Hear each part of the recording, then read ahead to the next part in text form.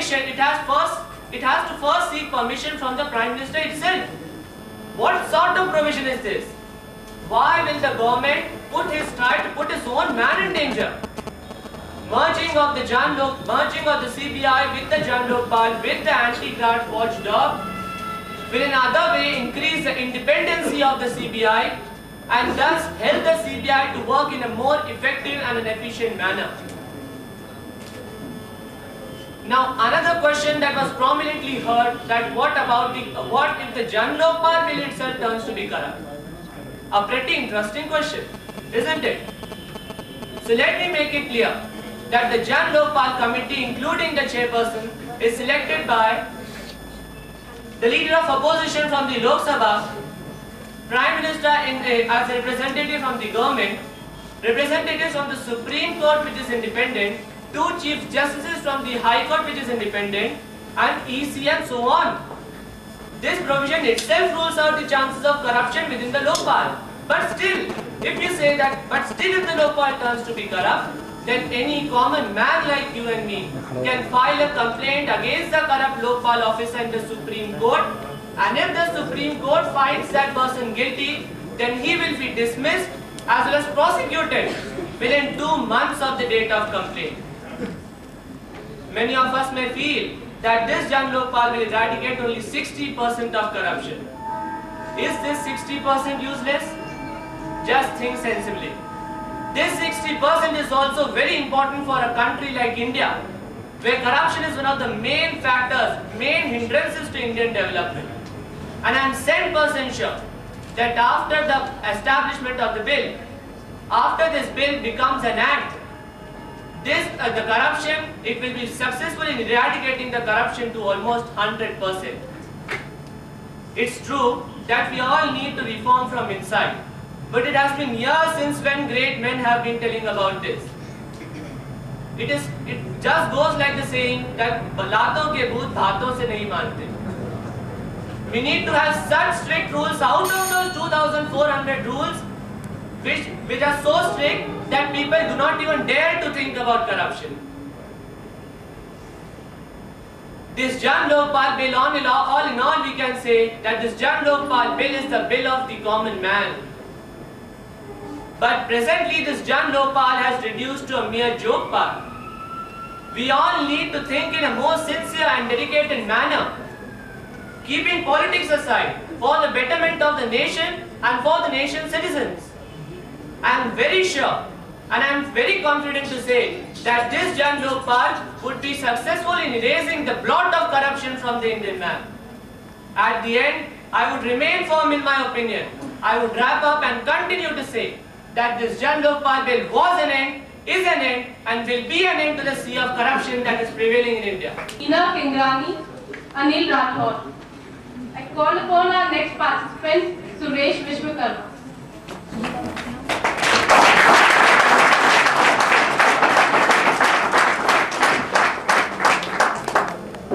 स्वर्णिम कल की चाहत ने, स्वर्णिम कल की चाह में जाने कितने जीवन रूठ गए, चोला रंगने वालों को रंगीन नजारे लूट गए, चोला रंगने वालों को रंगीन नजारे लूट गए, कल जो प्यार चोर कहलाए आज हमारे मौला हैं, कल जो प्यार चोर कहलाए आज हमारे मौला हैं, स्वर्णिम कल के निर्माता इन्हीं से रास्ता पूछ रहे।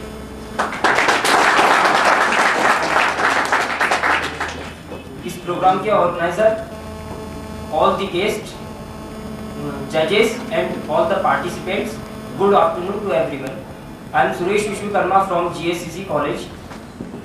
जैसा कि आज का विषय है, क्या जन लोकपाल ही भ्रष्टाचार का अंत है, तो मैं इस पे अपना विचार लाया हूँ कि कोई भी कानून अपने आप में पूर्ण नहीं होता। हमें सबसे पहले ये समझना होगा कि भ्रष्टाचार क्या है। यदि उदाहरण के लिए मैं किसी के खिलाफ यहाँ पर टिप्पणी करूँ और वो मुझे आकर कान में कहे कि ले देकर मामला खत्म करो यार, ये भ्रष्टाचार है। और यदि इसी को मैं इस तरह से लूँ कि मैं उससे जवाब दूँ, ठीक है यार मुझे क्या करना है, लाओ दो टेबल के नीचे से, भ्रष्टाचार है। भ्रष्टाचार तो भ्रष्टाचार दरअसल सामान्यतः समझा जाता है चोरी करना भ्रष्टाचार है। क्या चोरी होते हुए देखना भ्रष्टाचार नहीं? क्या ये शिष्टाचार है? यदि एक चोर चोरी कर रहा है और हम देख रहे हैं तो क्या ये शिष्टाचार है? बिल्कुल नहीं। ये भी दरअसल भ्रष्टाचार है।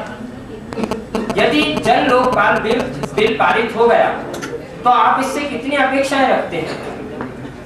हमारे देश में इतना बड़ा, दुनिया का सबसे बड़ा संविधान मौजूद है, उसके बाद भी हमारे पास कई सारी समस्याएं हैं। क्या एक और कानून आ जाने से ये समस्याएं खत्म हो जाएगी? मैं समझता हूं नहीं। वैसे भी जन लोकपाल को लेकर मुझे कई राजनीतिक मुद्दे नजर आते हैं। उद्देश्यों का बंटवारा हो रहा है दोस्तों। मुझे लगता है कि देखिए, आप ही देखिए, जन लोकपाल बिल पारित हो या न हो, हम में से कोई नहीं जानता, और न हम ये जानते हैं कि जन लोकपाल बिल के पारित होने के बाद भ्रष्टाचार रुके या न रुके। लेकिन हम एक चीज साफ तौर पर जानते हैं कि जन लोकपाल बिल पारित होने या न होने से अगली बार सरकार कौन सी आएगी, राइट? यदि उद्देश्य एक हो जाए, जबकि भ्रष्टाचार को लेकर तो हर आम आदमी परेशान है, ये लड़ाई भी आम आदमी की है और सरकार की इसलिए क्योंकि हमें एक सशस्त्र कानून चाहिए। लेकिन मैं ये समझता हूं कि यदि हम अपने आप को ठीक से काउंसलिंग कर लें, अपने आप की काउंसलिंग ठीक से करें, तो हमें किसी कानून की आवश्यकता नहीं है। और वैसे भी आप ताला किससे मांग रहे हैं? ताला तोड़ने के मजबूत औजार बनाने वाली कंपनी से।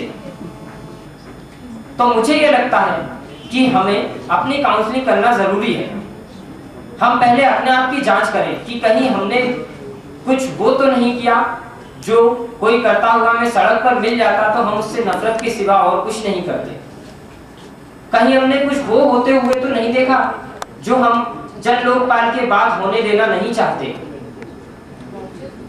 मैं एक छोटी सी घटना दोहराता हूं। एक बार एक ट्रेन में एक शर्मा जी और एक वर्मा जी बैठे हुए थे। सामने बैठे हुए मिश्रा जी, यहाँ वाले नहीं, गुजरात वाले, तो सामने बैठे हुए मिश्रा जी जेब से सिगरेट निकालकर पी रहे थे। तो सिगरेट से एलर्जी थी शर्मा जी को भी, वर्मा जी को भी, लेकिन देखते रहे वो कि शर्मा कुछ बोले, शर्मा जी सोचते वर्मा कुछ बोले। दरअसल दोनों एक दूसरे को देखते रहे, कोई कुछ नहीं बोला और मिश्रा जी ने अपनी सिगरेट पीकर फेंक दी। जानते हैं वो कुछ भी नहीं बोल पाए। ऐसा क्यों हुआ? ऐसा सिर्फ इसलिए हुआ कि शर्मा जी और वर्मा जी दोनों विदाउट टिकट थे।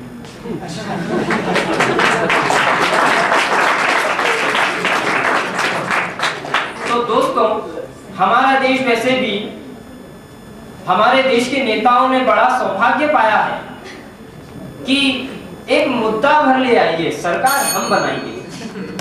तो इन सब चीजों से बचिए। यदि अभी भी आप मेरी बात नहीं समझे तो मैं यही कहूंगा कि बस एक ही उल्लू काफी था बर्बाद गुलिस्ता करने को। हर शाख पे उल्लू बैठा है, अंजाम गुलिस्ता क्या है। ये दोस्तों, और कई मुझसे यहाँ बड़े लोग हैं, श्रद्धेय लोग हैं, मैं सभी को एक एडवाइस देना चाहूंगा, एक सलाह देना चाहूंगा कि किसी भी चरित्र, कोई भी चरित्र किसी कानून का मोहताज नहीं होता। आप शिष्टाचारी बनना चाहें या भ्रष्टाचारी, यह आप पर डिपेंड करता है। तो दोस्तों, अपने आप को बदलो, दुनिया बदल जाएगी। और मैं ये कह रहा हूं कि मैं जा रहा हूं, वो ख्याल तो मेरे साथ चलो, वो ख्याल तो मेरे साथ चलो, मैं जा रहा हूं उजालों की तमन्ना लिए, घर सता रहे हो अंधेरे तो मेरे साथ चलो। Thank you.